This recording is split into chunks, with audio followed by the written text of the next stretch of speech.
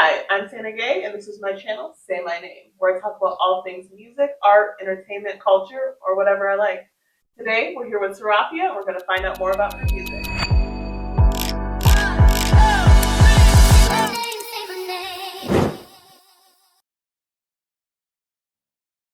Close to the highway, that's where I like to stay. Near the motels and casinos, the truckers and the folks from far away. Okay. All right, so we've done the icebreakers. I want to get a little bit more in depth on some of the music you've been working on. So I don't know if everyone knows this, but Serafia does everything from blues, soul, jazz, country, Americana. Can you talk about a little bit, like, how did that come from? Where did you learn to make so many different types of music? I'm an American music fanatic, and all of those genres that you mentioned are uniquely American. And I think there's not that much of a differentiation of the styles. It's other than who was playing it. Yeah. And I just like the idea of being an American musician playing American music and taking all of those influences and making them into my artistry. Yeah, and I feel like especially now being American can mean so much. So it's like, yeah, explain a little bit of like what that means to you. Where did you kind of learn about these different types of music? I'm a bit of a music nerd when it comes to stuff like that. Yeah. I'm super interested in just where we are and how we got here. And I think the story of American music can kind of guide you through the story of America. And that's the music that I just really love focusing on. Yeah. The raw, the real, the traditional music. Like you want to tell a story not only about where you come from, but like where America comes from too. And where the sounds come from. I think just like the founding of our nation, as we know it, it just came with so much negative and positive things, and the experiences of the people who were living those probably most negative parts is where some of the absolute best music came out of. Jazz and blues, soul, bluegrass even, these are all a part of the American musical fabric of the genre called roots music. Yeah. And people don't realize that. There's a roots category at the Grammys, and it's more traditional sounding.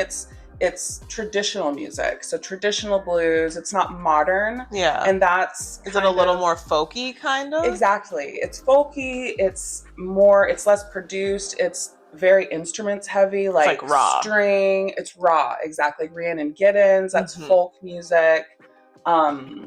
She's the one that played banjo on Texas Hold'em. Oh yeah. On Beyonce's #1. And Queen. I think there's something so fun about just learning about where the music comes from and then translating it to your own creativity, if that makes sense.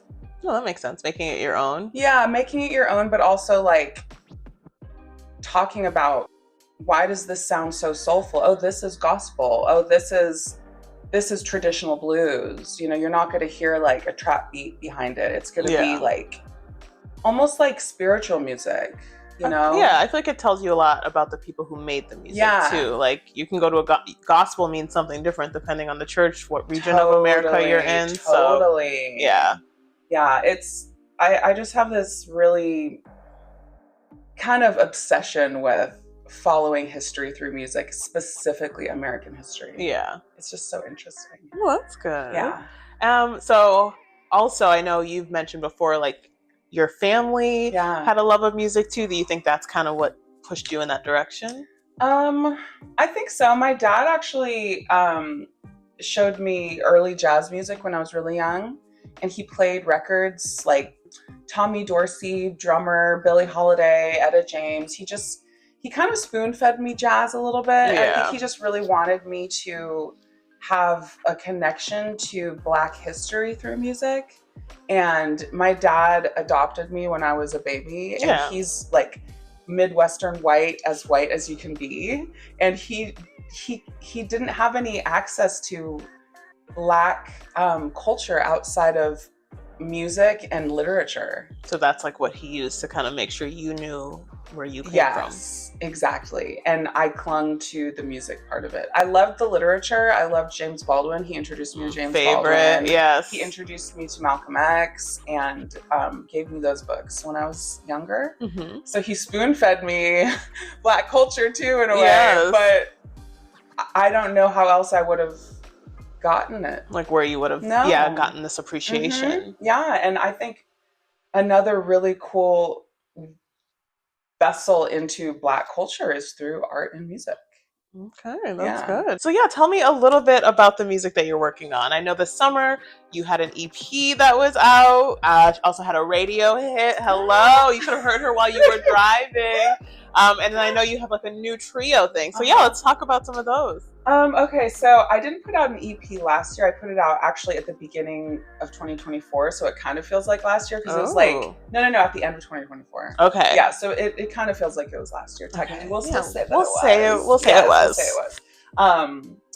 But yeah, I put out a live EP, and Mm-hmm. it kind of goes in line with like my desire to be like raw, is to do live recordings. Okay. Especially in today's age where AI is kind of taking over, and people are like super spoon-fed these super perfect like generic music almost. Generic music, perfect pitch, everything's just like insanely perfect, and it's like there's no humanity in that. Yeah. And so I think when you release music that's like a live album, you take away all of what AI can even comprehend doing. The humanity of it, the breathing, the parts that are a little, the intonation is a little off. It's like all these things that make us human. But that's like the emotion. That's the where emotion. It's coming from. Yeah. And so I had a really good time with that EP. And I left a lot of the background noise in there too. Yeah. Because I just wanted it to sound not perfect. Yeah. And after we did the track, you can hear us being like, yeah, that was great. Like I left all of that in there. Yeah. I just wanted it to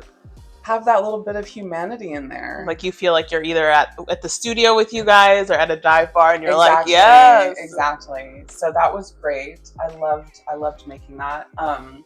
I did have one of the songs that I wrote with my friend Brandon Cobb. I think it was Dark Horses. Yeah. Or Passenger Side. I think it was Dark Horses. But they played that on KCRW. KCRW. Yeah. Okay. And I had no idea until somebody tagged me on Instagram and they were like, I'm listening to Serafia on my way to work. And I was like, oh my God. Like, I don't know. That was crazy. I feel like that has to be surreal. Like someone's like, your song's on the radio. Like that's probably what you dream of as a kid. Like exactly. And you're in Los Angeles and someone is like, you know, a lot of times they'll play it and you'll know when they're playing it. Mm-hmm. I didn't even know it was even on there. Yeah. So they play a lot of local artists. Shout out to KCRW. Okay. That was a really great moment. And then last summer I started a folk project, all female fronted folk trio called Sky's Tale. And we are a 3-part harmony, real tight, intricate folk harmonies. And we do gigs all over. And we also can write harmony parts to people who want to hire like a background, like if they need background singers, we can write out all the background parts and it's all 3-part harmonies. We can arrange it. Like it's like a whole thing. Okay. So we do our own music. We do tricked out covers of like old songs. And then we also can write and work with any artist and create like a vocal arrangement with our 3-part harmonies. How is it different than like being a solo artist to then like work with like in a trio? So much better, honestly. Yes. Oh my God. Like solo artist is great and I love the music that I do and the people that I work with individually. But when you're in a group and you are like singing together and there's like a frequency that happens with those harmonies that just like it changes your life. It heals you. It heals your wounds. Yeah. And like, I don't know, these girls, Talia and Mika, and we have such a good time together. And it's so great to share responsibilities. Yes. Because when you're a solo artist, it's all about you. Like you're the front woman. You're the front everything woman. is everything is on your back. And like I get to share the responsibilities now and I get to share the stage now. And it's not just me, and that's fantastic. Yes. Also, I'm sure it's like you guys are like, you're vibing off of each other. You're like, we're in this together 100%, kind of thing. 100%. You share the pressure also. You share everything. Yeah. And it's honestly, I would rather be in a group than be a solo artist. Oh, okay. Well, then we might see more of the trio Yes, we coming will. out. We will. Yeah. You've been able to do like a lot of live performances. Yeah. You might not know this, LA locals. If you're at a live stadium game for like Kings, what is it? Chargers, Kings, Dodgers, Angel City. Hello, you might have heard her singing the national anthem. So that's really cool too. Yeah. Like to get yourself that visibility. And 100%. I feel like you've also done like a lot of like live like day festivals as well. Yeah. And performed at like El Cid, which is like a really fun pop-in spot. You want to talk more about kind of that live aspect of it, like you doing residencies and everything? I mean, the live aspect is really just like my emotional bread and butter, because that's where the catharsis comes out. That's where you're live in real time. There's no going back. It's like art imitating life in a way. And I just think live performing is never going to escape the human consciousness. We're always going to want to watch live music. We're always going to want to watch live theater. There's just something that happens when you're able to just observe somebody. Yeah. And I love performing live. I do a lot of work with the local LA country scene, which is very thriving and really very communal and very inclusive. And I've done so many amazing performances with them. So many amazing performances at Desert 5 Spot. I have a show coming up. It's called Tiny Porch. It's a day festival. It's outdoor folk music, and I'm opening up for this like really badass folk band. And it's just like, I didn't know last year or 2 years ago that I'd be on a bill with folk artists. You know, I've been doing jazz, and so go where your creativity takes you and be authentic, and you'll just do so much cool stuff. And yeah. Okay, I also have to ask, as like a Black woman in this industry making music that's like Americana, folky, do you feel like you've kind of come across resistance, or in this new age of like, you know what, saying Cowboy Carter, has that helped shift people's minds? You know, it's funny, and this might not be like the best answer, but I actually don't even like when people reference like what I look like, because I think people, you know, of course we're human beings, and we're always going to have kind of, you don't see a lot of Black women doing this genre, and that doesn't make it bad to notice that. So let me preface with that. It's okay to notice that I am a woman of color making this music, but I think it's dangerous to stay there, you know, and then have, oh, let's just make a festival with only artists of color in this genre. It's like, let's just listen to the music. Let's listen to the songs. Let's listen to the art, and then let's judge it instead of lumping it in. But I do see the importance of it. I think like also, as you talk about this music as like the root of America, the roots of America are not just going to be like white artists, white sounds. Exactly. So I feel like that's something else you're bringing that maybe have lost. It is. It's important. So I semi-retract my last statement. Semi. Cut it. It is important for the world and America and everybody to see that cowboy culture is diverse. Yes. And even in Los Angeles, I love wearing Western wear around, because even if I'm not at a ranch, even if I'm not riding horses, like Western wear is for everyone. It's become a fashion statement, and that makes people, it ruffles a lot of feathers for some groups. But those of us who are free and boundless with our expression, I have no problem walking around the city in cowboy boots and a cowboy hat. And if you want to say I don't work on a ranch, that's okay. That's okay. I love the look, and I think it's really important for people to see that you can wear these types of outfits without being a farmer. And it's important for people to know that country music, roots in Americana, really has its roots in Black music, and it is really, really important. Now, I don't necessarily want to be like a poster child for that, so to speak. You don't want to feel like you're being tokenized. Tokenizer, like now I have all the answers and now I have all of the yeah, come to me for all of your questions. It's like, no, not really. I'm just expressing how I want to express. And I do know my history. So you should learn your history too. Look it up. It's not just me. I'm not just the wealth of knowledge all the time, but it's important for people to know the history. And if I can be the precipice of the conversation starter, then let that be it. Yeah, and that's something that's okay. Totally. Doesn't take away from what you bring, because you even had songs that kind of tackle like the police brutality. Like, totally. About this kind, so it's like your experience is different than other people's. So totally. That's okay. Yeah. Totally. It's important. It's important to see yourself in other expressions. So now that I've learned a little bit, just having a small conversation with you, it representation matters. It really does. I retract my previous statement, y'all. Like, you wanna redo that? No, she retracts. I don't think we should redo it. I think it's genuine. I think it's cool to see that, because it's not just about me. Yeah. You know, and there is a semi-responsibility that we have as women of color. That's just the cards we've been dealt. You know what I'm saying? We're gonna make it work. We're gonna make it work. Yes. We're gonna make it work for the next generation. Yes, to come up and hopefully go through less like pushback, less adversity. And I will say something that really touched me that happened last year.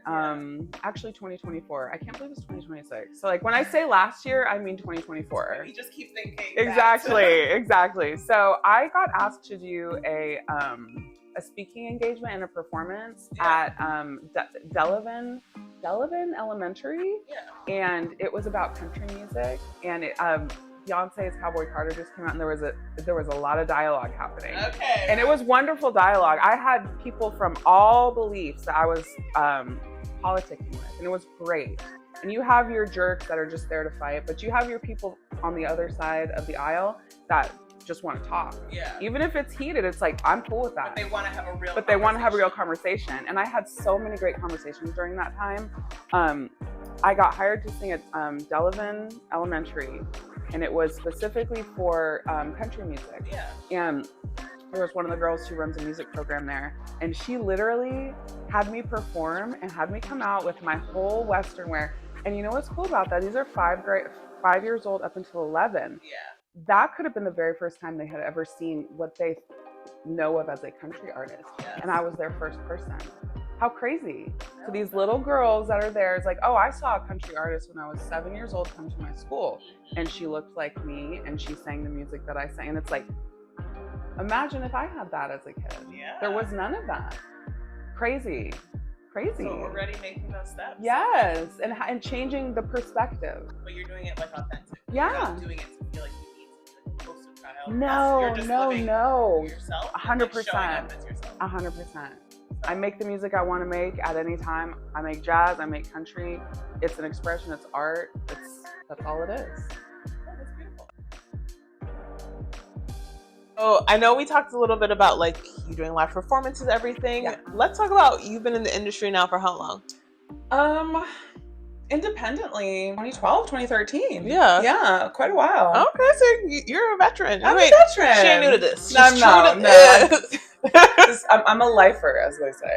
Okay, well then, so you've been doing this independently. Mm-hmm. Can you explain, how is it like trying to make the music that you want versus what maybe a record label or like other people want to see? You know, I think it's changed a lot, because like I feel like you don't really need a record label anymore. People are really doing stuff on TikTok and Instagram and kind of like taking their fan base and just creating it like independently now. Yeah. I think it's just so different. You can do a lot more and have success without being like this super famous person that everybody knows. Mm-hmm. And you could still like monetize off of your stuff. You can sell merch. You can have like a fulfilling career without being like tied to anything. Yeah. People really think that, and back in the day, I think it was true that you did kind of have to have a label to get your music out there. Like but someone now, to push you and like fund you and everything. Exactly. And like now you can just make music for TikTok and Instagram and build a fan base on there. Yeah. And do it that way.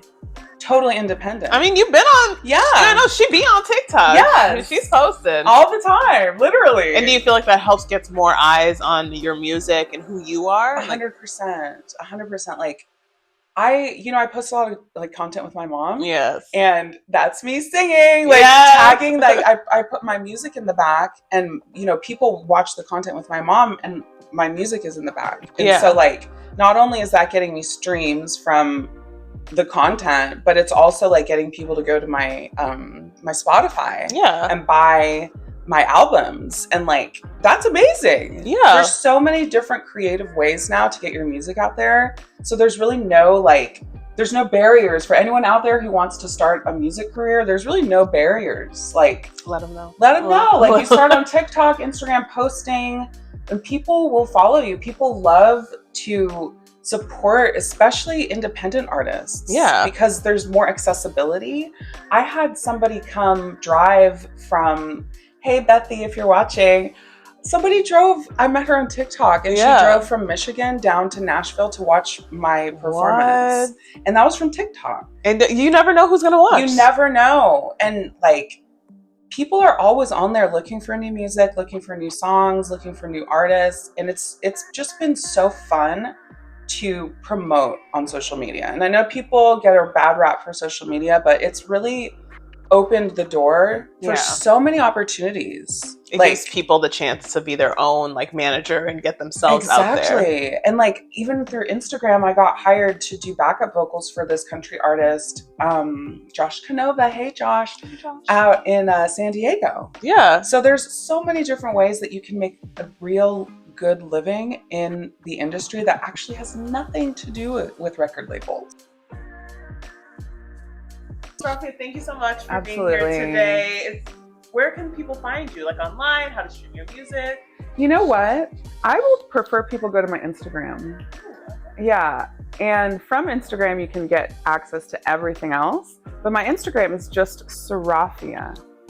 Spelled Serafia. Spell it for us. That's Serafia. Absolutely. And then, okay, what song should we be listening to? Any recommendations, or it's fine? I'm not going to tell them what to listen to. Go to my catalog and listen through to everything, and just kind of pick out what you like the best. I'm such a studio girl as well as a performer, so I really put a lot of effort in the studio, and I'd love to hear your feedback on it, listeners. I'm a singer's singer, so studio time is really where you get to hone in and put the magnifying glass, and so it's like a science experiment for me. So some live performances are coming up soon, so you'll share that on Instagram. Yes, absolutely. Everything. I'll always tag in my bio my next performance. Yeah. See that live performance. Absolutely. It is going to be on July 19th. Ooh, okay. It's called Tiny Porch. Okay. And the location is TBA, but it's going to be in the trees. Yeah, I believe it's somewhere off Mulholland. So it's put me on the list. Oh, no, you'll be on the list. You'll be on the list. Yes, please. And wear this outfit. Okay, I'll wear this outfit. Or something similar. I need a cowgirl. I think I got one. I got one from Cowgirl Carter. Really? Yeah, it's a black one. Oh, perfect. So I'll bring that out. Please. Bring out my red cowgirl. Oh, yes, girl. Okay, I'm ready. Heck yes. African cowgirl right here. Hey, that's actually a real thing too. People don't know about that. I'll Google this yes, after. they don't know. There's tons and tons of cowboys in like Compton. Yeah, and the Compton Cowboys. Yeah, it's a whole thing. Like, can I get on a horse? 100%. One little tidbit here is people don't realize that 1 in 4 cowboys in the American West was black. 1 in 4. That's a big number. That's a lot. That's a quarter. Especially when all you see is like Clint Eastwood. So it wasn't 1 all. in 4. Yeah, it wasn't all that. Well, thank you so much. Of course. Thanks for having me. Close to the highway, that's where I like to stay. Near the motels and casinos, the truckers and the folks from far away. That big city skyline sure looks good from far away. People always on the go, don't have time to say hello. I just can't live that way. Tonight I'm in Texas. Yes, I'm Sana. This is Say My Name. I'm here with Serafia, and thank you so much for watching. Yay! Yay! Lulu, get on the camera. Get on it, baby. Lulu. Say hi, Lou. Hi, Lou. Hi. Oh, yeah.